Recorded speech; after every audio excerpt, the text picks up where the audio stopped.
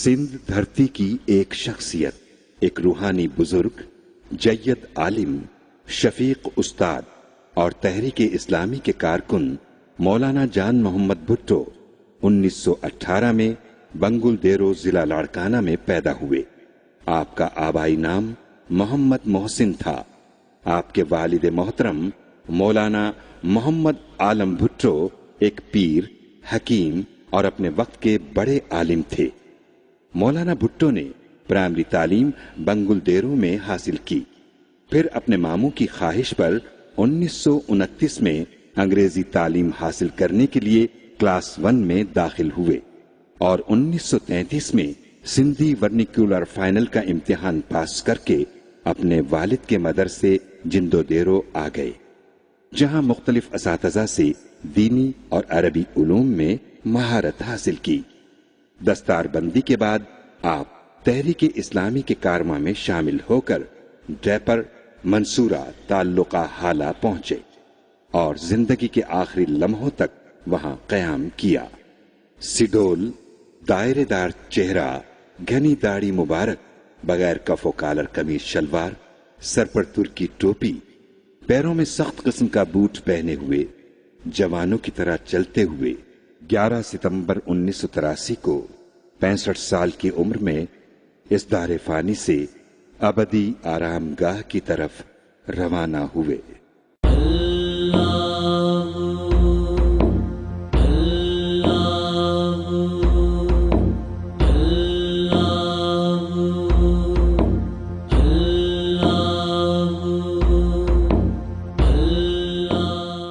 मौलाना भुट्टो को अल्लाह ताला ने उन सईद रूहों में शामिल किया था जो जमात इस्लामी के नजरिए, मकसद और तरीके से रूहानी और कल्बी तौर पर मुतारिफ थे।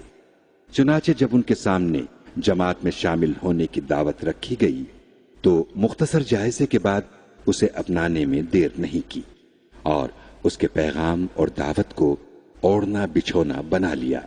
मौलाना जान मोहम्मद भुट्टो अगस्त 1950 में मौलाना मौदूदी रहमतुल्लाह अलैह के हाथ पर बैत करके जमात के रुकन बने। मौलाना जान मोहम्मद भुट्टो ने एक दीनी माहौल में आंख खोली थी। आपके आबा अजदाद पुश्तहा पुश्त से दीनी रहनुमाई का काम सरंजाम देते रहे थे।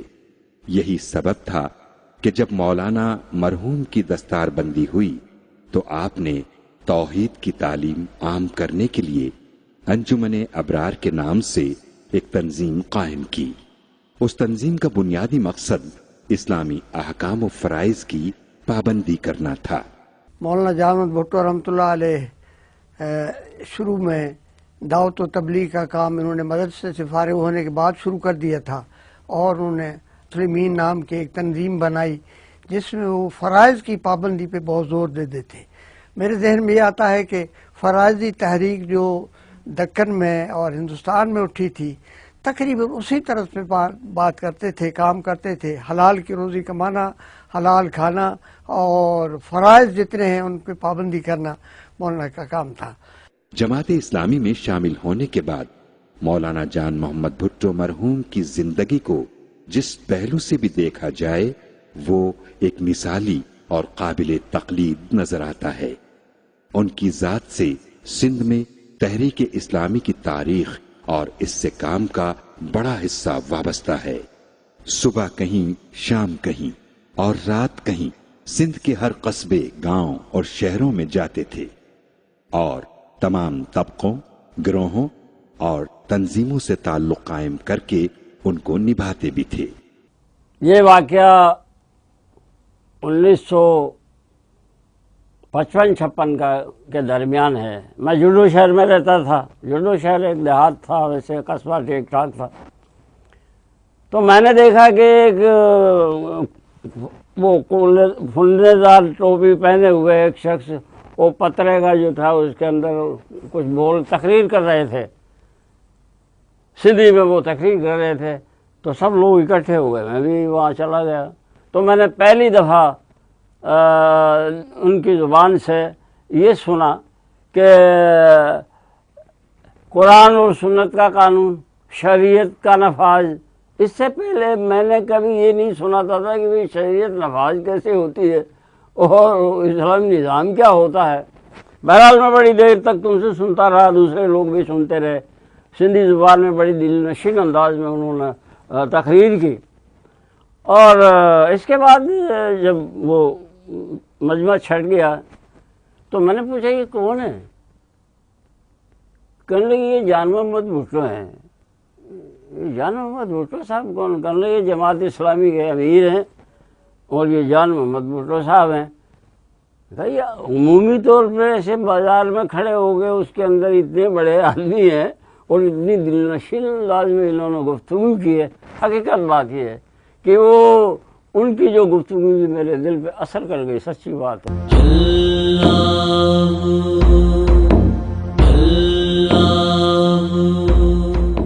جب اپر سندھ جاتے تھے، لاڑکانے جاتے تھے، تو ان کے پاس ایک ولیز پرانی جیپ تھی، اس جیپ میں وہ سفر کرتے تھے، اور جہاں ان کا دوست ملنے والا نہ ملنے والا بھی ہوتا تو ان کے پاس بھی جا کر بیٹھ جاتے، ان سے لسی پیتے، لسی کے زیادہ شوقین تھے۔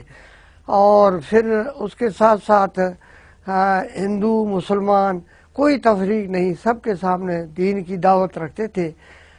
مولانا کے جلسوں میں اس میں کند کوٹ میں اور عمر کوٹ میں کافی لوگ ہندو آتے تھے، ان کی تقاریر سنتے تھے۔ پروفیسر سید محمد سلیم لکھتے ہیں کہ 1954 میں مولانا نے ایک ماہ میں جیکباباد ضلع کے 103 گاؤں کا دورہ کیا۔ میں سمجھتا ہوں کہ مجھے ذہن میں آتا ہے کہ مولانا کی ہم نے ڈائری لکھی ہوتی یا ان کی وہ گاؤں لکھے ہوتے تو ہر گاؤں میں، ہر گوٹھ میں اور ہر بستی میں وہ گئے ہیں۔ اتنا مولانا نے کام کیا ہے۔ مجھے یاد ہے کہ میرپور خاص اور منصورہ میں جب میں تھا تو اس وقت عام طور پہ 25 دن باہر رہتے تھے، مختلف ضلعوں میں، مختلف علاقوں میں، مختلف گاؤں میں اور شورا میں، اور کوئی 4-5 دن وہاں منصورہ میں رہتے تھے۔ مولانا بھٹو کو 1952 میں مرکزی مجلس شورا کا ممبر بنایا گیا۔ اس ذمہ داری پر وہ اپنی وفات تک قائم رہے۔ 1952 ہی میں مولانا بھٹو ہجرت کر کے جندو دیرو سے منصورہ آئے اور ادارہ تعمیر ملت کو سنبھالا۔ 1964 میں مولانا بھٹو ایوب خان کی حکومت میں 9 ماہ مرکزی مجلس شورا کے ممبران کے ساتھ حیدرآباد، سکھر اور مچ جیل میں رہے۔ مولانا جان بھٹو صاحب سے میری ملاقاتیں 1963 سے ہیں، اور وہ جب جماعت کی مرکزی مجلس شورا جماعت پر پابندی لگی اور گرفتاریاں ہوئیں مجلس شورا مرکزی کی، تو مولانا جان بھٹو صاحب کا معاملہ عجیب و غریب رہا۔ وہ یہ کہ وہ اگر منصورہ میں جاتے تھے تو گرفتار کرنے والے حیدرآباد میں تلاش کرتے تھے، اور جب وہ وہاں پہنچتے تھے منصورہ تو مولانا تبلیغ کے لیے، دورے کے لیے نکل چکے ہوتے تھے جماعت کے۔ عجیب و غریب معاملہ یہ ہوا کہ 2 مہینے تک مولانا گرفتار نہ ہو سکے، اور پھر 2 مہینے بعد مولانا کی گرفتاری ہوئی، اور میں اس میں مولانا کے اس عرصے میں مولانا کے ساتھ آنا جانا بھی رہا۔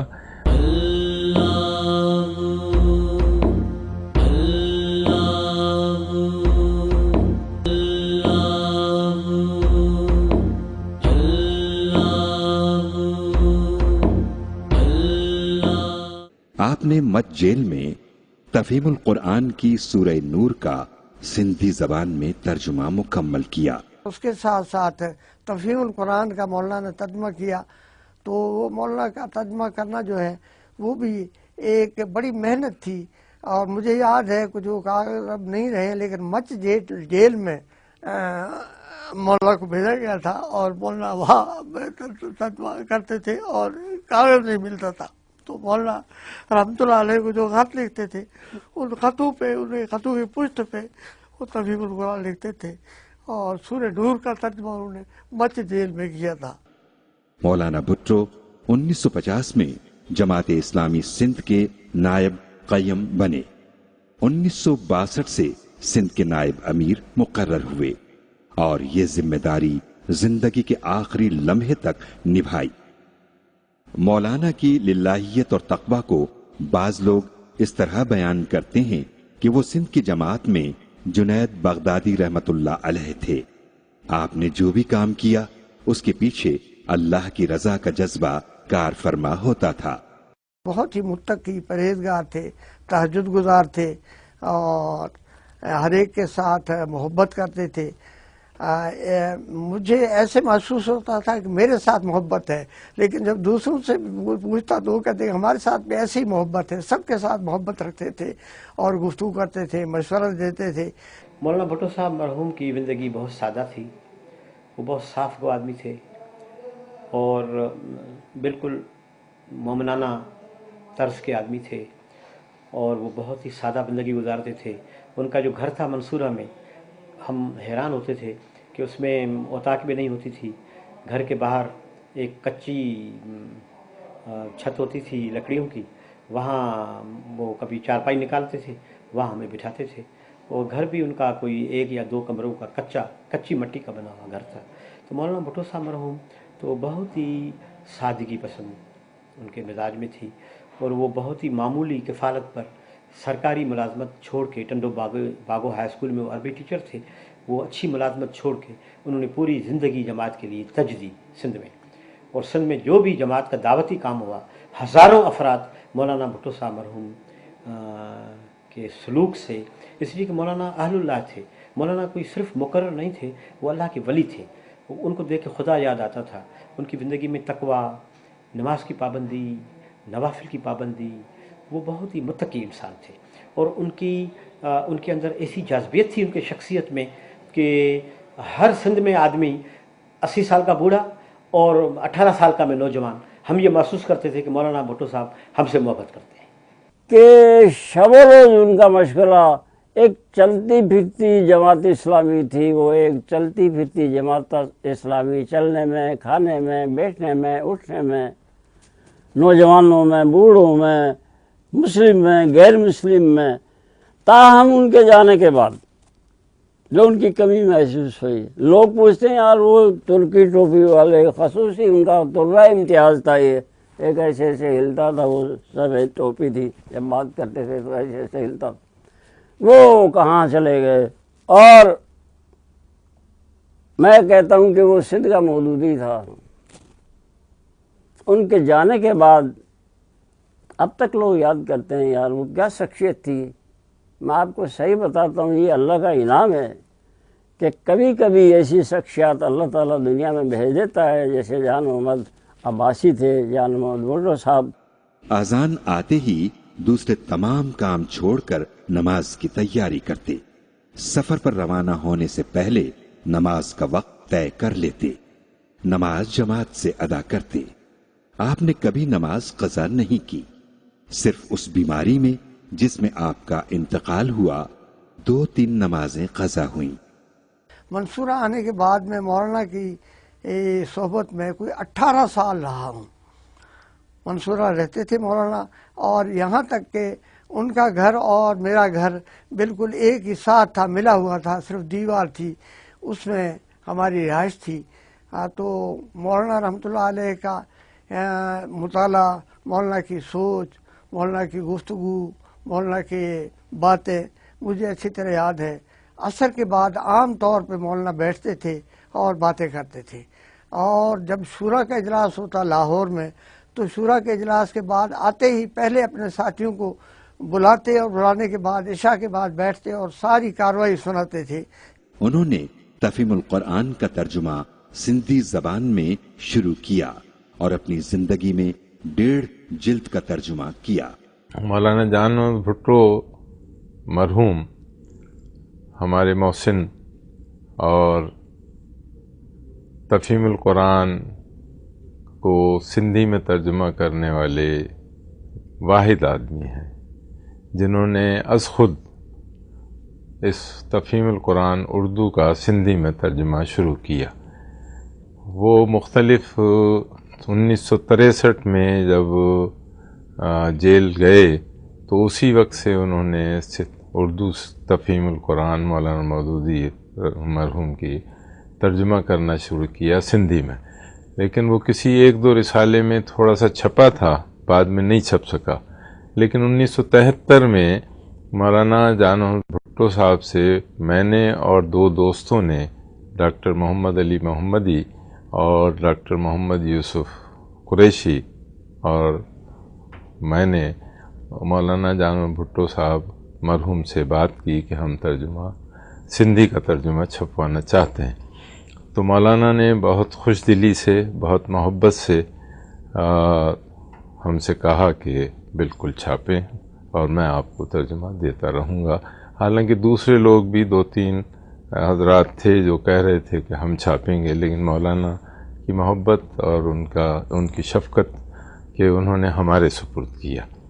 1974 میں پہلا سپارہ سندھی ترجمے کا ہم نے شائع کیا سندھ اسلامک پبلیکیشن کے زیر انتظام، اور اس کا افتتاحی اجلاس بسنت ہال میں A.K. بروہی صاحب کی صدارت میں منعقد ہوا، اور مولانا جان بھٹو مرحوم بھی وہاں موجود تھے۔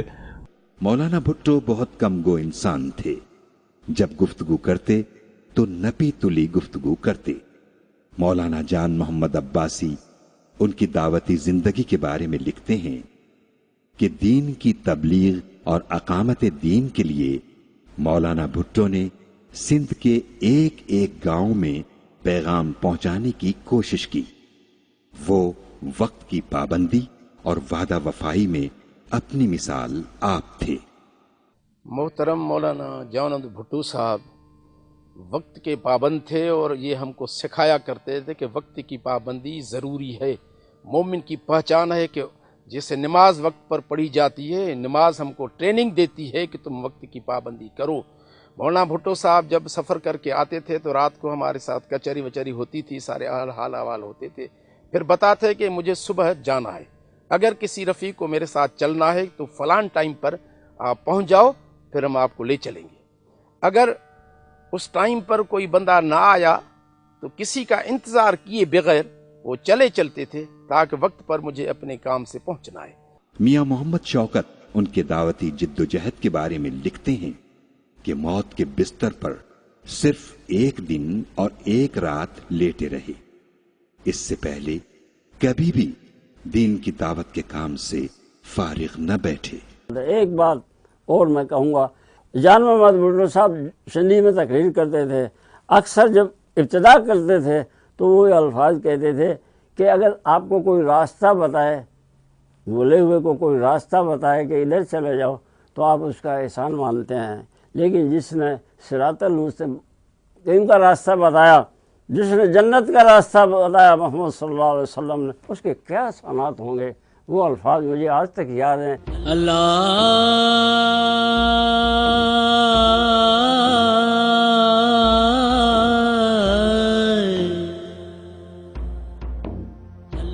نہ کا ابتدا اب تجی،